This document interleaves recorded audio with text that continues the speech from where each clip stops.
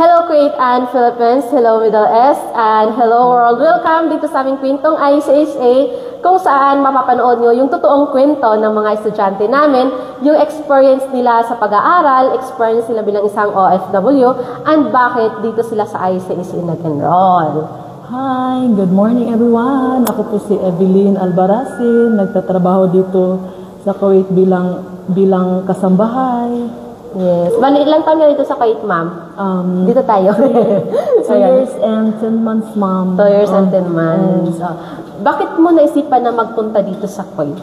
Naisipan ko, ma'am, na pumunta dito sa Kuwait kasi para makatulong ako sa pamilya ko, makapadala ako buwan-buwan sa pangangailangan ng pamilya ko, ma'am.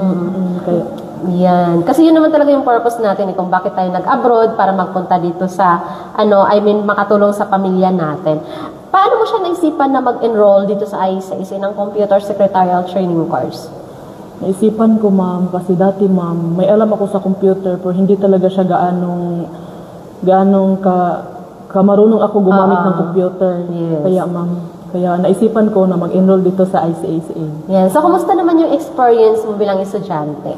Ang experience ko, ma'am, bilang isang estudyante dito sa ICSA, ang dami ko talagang natutunan, lalo na sa instructor ko na si Ma'am Susan. Marunong talaga siya magturo, kahit isang sa computer wala kang alam, marami kang matutunan kasi tutulungan ka talaga niya paano gamitin yung computer. Ganito, sa Microsoft Word, Excel, PowerPoint.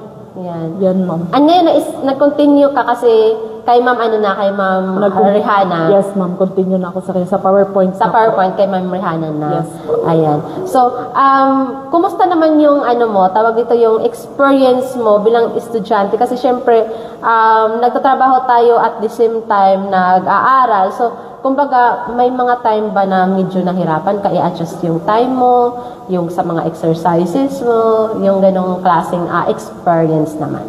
Sometimes, ma'am, mahirap talaga, lalo na pag yung time, ma'am. Minsan kasi magtatrabaho ka, tapos pagkatapos mo magtrabaho, dun ka sa project mo, kung paano mo siya gagawin. Sobrang hirap, ma'am, pero sabi nga nila, ma'am, hindi siya mahirap pag susubukan mo, ma'am. Yan, ma'am. Na-inspire ako sa kasabihan, ma'am, na pag merong paraan, pag gusto, maraming paraan. Pag ayaw, maraming dahilan. Ganyan, ma'am. Yan po talaga yung, ma'am, nag-push sa akin, ma'am, na kailangan ko talaga to na gawin ko. Yes po, ma'am. Yan po talaga nag-push sa akin na kasabihan, ma'am. Kasi kung iisipin kasi natin, no, na, okay, kaya nga ng iba, di ba? Kaya ng iba, bakit ako hindi ko kakayanin, di ba? Yes, ma'am. Yes po, tama po talaga.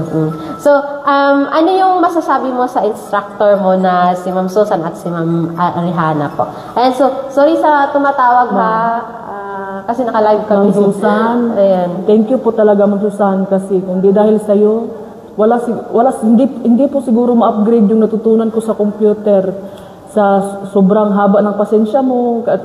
Every Friday pumapasok ako, ma'am, ano ba to, ma'am? Kasi hindi ko alam, pero si Ma'am Susan, ang haba ko talaga ng pasensya niya, ma'am. Tapos isa pa, ang dami kong natutunan sa kanya, ma'am. Yeah. At isa po si Ma'am Rihanna, maraming salamat po kasi isa ka po din po na nag-push sa akin na matutunan ko ang computer po, ma'am. Maraming salamat po sa inyo. Yes po, maraming salamat po. Ano yung maging advice mo sa lahat ng mga nanonood ngayon sa atin? Kasi live tayo di ba? Hi mga kabayan, advice ko lang po sa inyo bilang OFW here in Kuwait na mag-enroll na kayo. Huwag na kayong magtumpik-tumpik pa. Punta na kayo dito sa ICSA po kasi marami po kayong matutunan dito. Yun lang po. Ayan. So, of course, So, kung meron tayong mga pangarap, kailangan natin yan simulan sa sarili natin. Yung pag-upgrade ng qualifications natin, pag-upgrade ng skills natin, habang nandito tayo sa ibang bansa.